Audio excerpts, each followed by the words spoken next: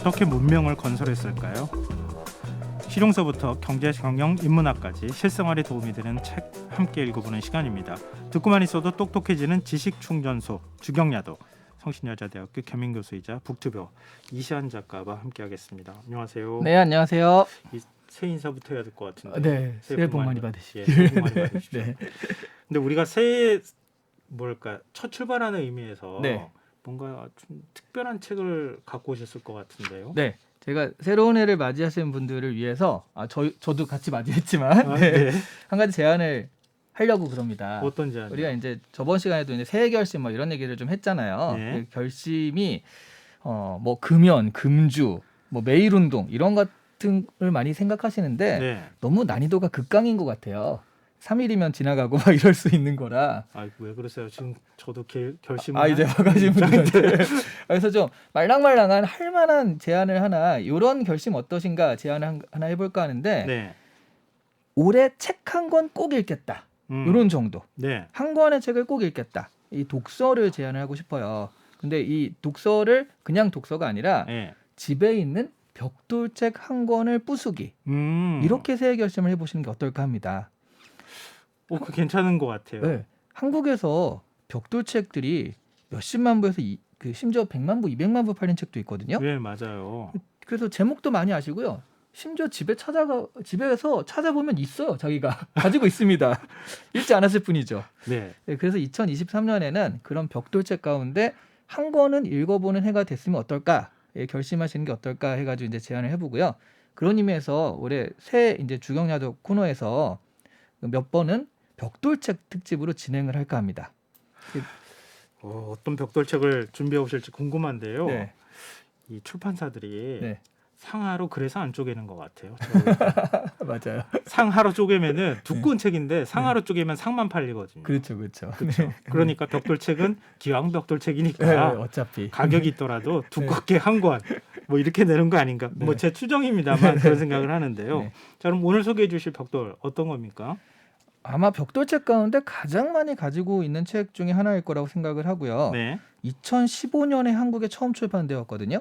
그런데 지금도 인문 분야에서는 꾸준히 베스트셀러 20위 안에 계속 들면서 팔리고 있는 책이에요. 총 어떤 책일까요?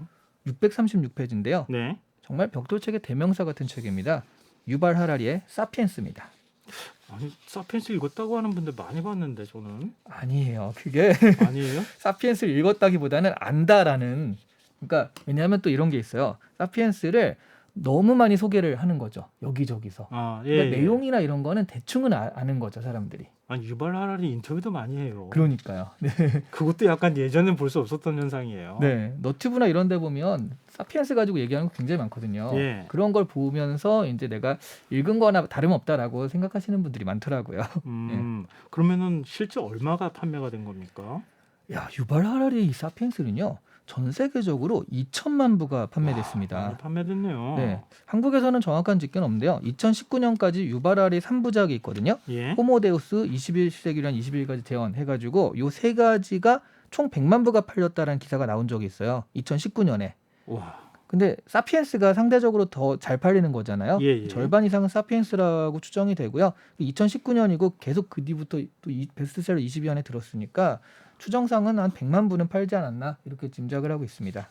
그러면은 좀 많게 보면 200만 부까지도 추정해 볼 수도 있겠다는 생각이 드는데요. 네네. 근데 이게 얼마나 읽으셨을까? 네, 사실은 그래서 아까 말씀드린 대로 이게 꼭 내가 이 내용을 알아서 이제 읽었다라고 생각을 하시는 분들이 많아요. 예. 그런 이유 중에 하나가 사피엔스가 하도 많이 팔리고 그러다 보니까 예. 방송이나 이런 거 할 때도요. 일단 사피엔스부터 시작을 합니다. 사피엔스 얘기부터 먼저 꺼내는 거죠. 네. 제 너튜브 채널 시안책방 있잖아요. 예. 거기서도 지금 제 영상이 한 600개 정도 되거든요. 와, 많이 하셨군요. 네. 사피엔스가 17번째 영상으로 완전 초창기해요.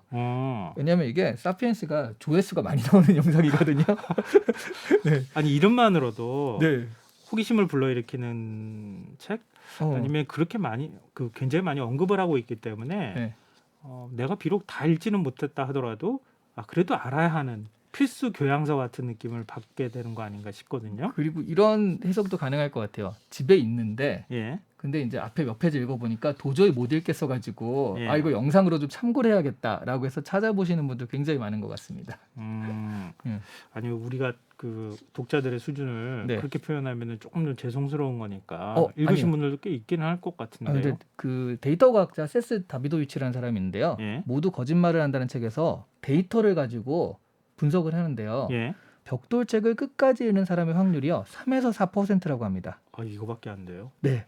그러니까 100만 명이 샀어도요 3만 명 정도만 그 끝을 본 거고요. 나머지 97만 명은 방송이나 영상을 통해서 오늘 이 방송의 영상도 결국 남잖아요. 네. 이런 걸 통해서 또 간접적으로 읽는 그런 그 분들이 많다라는 거죠. 아 그만큼 또 관심이 많은 관심이 많은 책이다. 거죠. 그렇죠. 네. 그러니까 사피엔스 얘기를 네. 비록 물론 이제 벽돌 깨기에 도전하는 네. 하자는 취지에서 네. 이번에 이제 사피엔스라는 책을 선정해 오셨지만 네. 그래도 사피엔스 내용을 좀 그럼요. 예, 쉽게 이렇게, 풀어 주십시오. 이렇게 가이드를 좀 해드려야지 또 이렇게 그 가시는 분이 같이 그렇죠. 가시니까요. 예, 예. 저는 사피엔스만큼 한 줄로 정리되는 책도 없다라고 생각을 하는데요. 예. 내용을 빼고 그 문제의식만 가지고 보자면 정리를 이렇게 할 수 있어요. 보잘것없던 유인원이 어떻게 지구라는 행성의 지배자가 되었는지를 설명한 책. 아. 이렇게 얘기할 수 있고요. 네. 이 안에 내용을 가지고 한 줄로 정리를 해도 가능합니다. 그러니까 내용 이건 진짜 내용이 다 들어간 거거든요. 네. 사피엔스가요. 인지혁명, 농업혁명, 과학혁명을 거치면서 죽음까지 극복할 수 있는 새로운 인류로 진화하고 있다라고 정리할 수 있을 것 같아요. 근데 우리 농업혁명, 과학혁명 이거는 뭐 학교 다니면서도 배웠던 네네. 표현이니까요. 대략 어떤 건지 짐작은 할 수 있을 것 같은데 네. 인지혁명은 어떤 거예요? 인지혁명이 어떻게 보면 그 사피엔스에서는 가장 독특한 점이라고 할 수 있는데요. 예. 사피엔스는 원래 네안데르탈인이라는 경쟁자가 있었거든요. 네네. 네안데르탈인이 또 신체적으로 월등해서 1대1 싸움으로는 도저히 사피엔스가 이길 수가 없었어요. 그런데도 나중에 보면 결국 이 네안데르탈인은 멸종하고 사피엔스가 살아남았거든요. 예. 그 이유가 바로 사피엔스의 조직력입니다. 조직력요? 네, 사회를 만드는 능력인데요. 아, 네. 사회적 의사소통을 통해서 집단적 움직임이 가능했거든요. 바로 이런 사피엔스의 집단 행동 조직 능력이 이제 중요한 건데 예. 인지혁명은 새로운 사고 방식이나 의사소통 방식에 대한 이야기인데요. 예. 다시 말하면 곧 사회적 연결을 어떻게 할 것인가에 대한 이야기라고 할 수 있어요. 그러면은 인류가 인지혁명이 먼저 일어났다. 네. 진화하는 과정에서 인지혁명이 일어났고 네. 그 다음에 치열한 생존 투쟁에서 살아남은 사피엔스가 호모사피엔스, 그쵸, 사피엔스 사피엔스죠. 사실 네. 정확하게 얘기하면 네. 그러니까 살아남아서 그 다음에 농업혁명과 과학혁명을 이뤘다. 이런 그렇죠. 얘기인가요? 네네. 농업혁명을 통해서 그러니까 그 전에 이런 인지혁명이나 이런 걸 통해 가지고 경쟁에서 이긴 다음에 예. 농업혁명을 통해서 정착을 하게 돼요. 그 수렵을 해서 떠돌 때와는 다르게 또 대규모의 집단과 사회를 이루게 되는데 예. 이때 또 인지혁명의 그것들이 들어와서 이들을 엮어줄 수 있는 거. 그러니까 예. 뭐 200명, 300명은 서로 의사소통을 통해서 충분히 가능하지만 예. 이게 100만 명, 200만 명이 되면 그건 힘들잖아요. 예. 상상의 질서, 문자책이라는 게 들어온다는 거죠. 그 상상의 질서에 해당하는 것이 종교나 신화나 돈 같은 것들입니다. 이런 허구의 질서들이 대규모 사회가 이루어지는 것이 가능하게 했다라는 얘기를 하는 거고요. 예. 그리고 또 인간이 이 다음에 무지에 대한 인정을 하고 과학을 연구하고 또 제국주의를 통해서 지배층의 이익에 도움이 된다는 것을 또 알게 되거든요. 과학이. 예. 그래서 약 500년 전의 인간들이 여기에 돈과 시간을 투자해서 결국 과학혁명을 성취해내게 된다. 이런 얘기가 되는 것이죠. 근데 유발 하라리는 뭐 문명사를 연구하는 네. 학자일 수도 있겠지만 어찌 보면 거기서 그냥 멈추는 게 아니라 미래까지 얘기하는 맞습니다. 미래학자 성격도 갖고 있는 것 같아요. 맞습니다. 이 유발 하라리가 사피엔스의 종말에 대해서도 말하고 있어요. 예. 발전한 과학은 에너지 고갈을 이겨내고요. 생물학적인 한계를 극복해서 새로운 인간을 만들어낸다라고 얘기를 하거든요. 예. 그러니까 저자는 이런 행위를 자연 선택을 지적 설계로 대신한다라고 표현을 하는데 네. 크게 생명공학, 사이보그 공학, 비유기물 공학의 세 가지 방법을 들고 있습니다. 예. 이제 좀 쉽게 설명하자면 그러니까 생명공학은요. 그 어벤져스를 보면 캡틴 아메리카라는 히어로가 나오잖아요. 네. 이 캡틴 아메리카는 약 유전자가 조작되어서 탄생하는 경우거든요. 그 약물로 탄생하는 경우고요. 네. 사이보그 공학은 여기 나오는 그 히어로 중에 아이언맨, 기계, 네. 기계로 강화되는 거고요, 사람이. 그리고 비유기물 공학은 또 이 어벤져스 중에 빌런으로 그냥 컴퓨터에 인격을 부여해서 탄생한 비전이나 울트론 같은 생명체가 있거든요. 예. 이 세 가지 형태가 결국 사피엔스를 극복하는, 그 죽음을 극복하는 종이 된다라고 해요. 이들은 지금의 사피엔스와는 다른 종이 될 것이고요. 결국 죽음을 극복하는 길가메시 프로젝트를 완성한 이들을 이 저자는 하라리는요 신이 된 인간들이라고 부릅니다. 그게 호모데우스. 그렇죠. 네. 예. 그래서 2100년이면 현생 인류는 사라질 것이다. 이게 사실 이 책을 광고하는 굉장히 도발적인 카피 문구였거든요. 근데 여기서 이제 사라진다라는 개념이 멸망을 한다라기보다는 다른 인류로서의 전환을 한다라고 그런 의미가 되는 것이죠. 그동안 인간의 한계라고 생각해왔던 것, 그러니까 오로지 신만 할 수 있었던 네. 신의 영역이라고 하는 걸 인간이 도전하게 된다. 네, 죽음을 극복하는 거니까요. 그렇죠. 네. 예. 근데 최근에 네. 사실 이게 어찌 보면 약간 황당하다고 느낄 수 있을 만한 얘기일 것 같은데 네. 그럴듯한 얘기이기도 하면서도 유발 하라리 전망이 맞구나 이런 걸 새삼 느끼게 하는 깨닫게 만드는 뭐 이 사건이 있었다고요. 유발 하라리가 사피엔스의 10주년 기념판에 서문을 쓰는데요. 예. 이 서문을 세계 최대 AI 연구소 오픈 AI의 GPT를 이용해서 썼어요. 네. 그러니까 자기가 쓴 게 아니라 AI한테 서문을 써라고 시킨 거죠. 예. 대신 유발 하라리 스타일로. 그러니까 이 AI가 유발 하라리의 글을 읽고서 그 스타일을 본 다음에 내용까지 해가지고 썼거든요. 네. 그런데 유발 하라리가 그걸 보고 깜짝 놀랐다. 충격으로 입을 다물지 못했다라고 밝혔습니다. 예.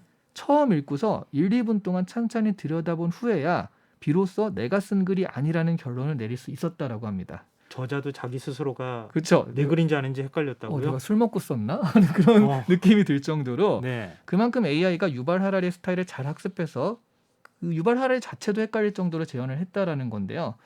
그러니까 중요한 건요. 이 AI가 단순히 스타일을 따라한 게 아니라 스타일을 가지고 새로운 글을 썼다는 거거든요. 창작을 한 거예요. 네. 이 AI가 쓴 서문이 10주년 기념판에 그대로 실려서 출판이 되었어요.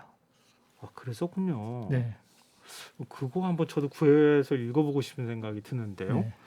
근데 마지막으로 네. 사피엔스가 이렇게 오래도록 기억되는 이유, 또 지금 이 책을 읽어야 하는 이유 함께 살펴보면 어떨까요? 일단 책꽂이 안에 벽돌책을 한 번쯤은 또 먼지를 털어줘야 되잖아요. 그래서 이번 연도에 일단 이 사피엔스부터 한번 털어보시는 그런 어떤 시도를 해보면 어떨까 하는 생각이 들고요. 네. 기술의 발전이 더더욱 가속화되는 요즘에는 이게 제대로 생각하고 대비하지 않으면 인간성이라는 것을 지키기가 힘들어진다는 생각이 들더라고요. 그래서 인류 발전의 거대 히스토리라고 할 수 있잖아요. 이 사피엔스를 보면서 야, 인간이란 게 어떤 거고 또 인간답다는 게 무엇일지 생각해보는 기회가 되었으면 하는 생각이 들어요. 그 말씀하신 호모 데우스의 데우스가 신이잖아요. 네. 과연 우리가 신이 될 자격이 있는가? 사피엔스에서 이런 것도 좀 생각을 해보면 어떨까 해요. 인류가 이렇게 눈부시게 성장하고 이렇게 뭐 인류 밖에 지금 지구 문명에서는 인류만 해왔던 일이잖아요. 그렇죠. 네. 근데 그러다가 결국 신에 도전하는 것이 아니고 왜 우리는 그럴 만한 어떤 자격을 갖추고 있는가를 먼저 질문해야지 그 의문을 풀 수 있거나 그렇게 될 수 있다. 네. 역발상 같은데요. 한번 좀 저도 고민해볼 지점이 아닐까. 아마 많은 분들도 마찬가지 아닐까 그런 생각이 드네요. 자, 오늘 주경야독 여기서 마무리하겠습니다. 지금까지 북튜버 이시안 작가와 함께했습니다. 고맙습니다. 네, 감사합니다.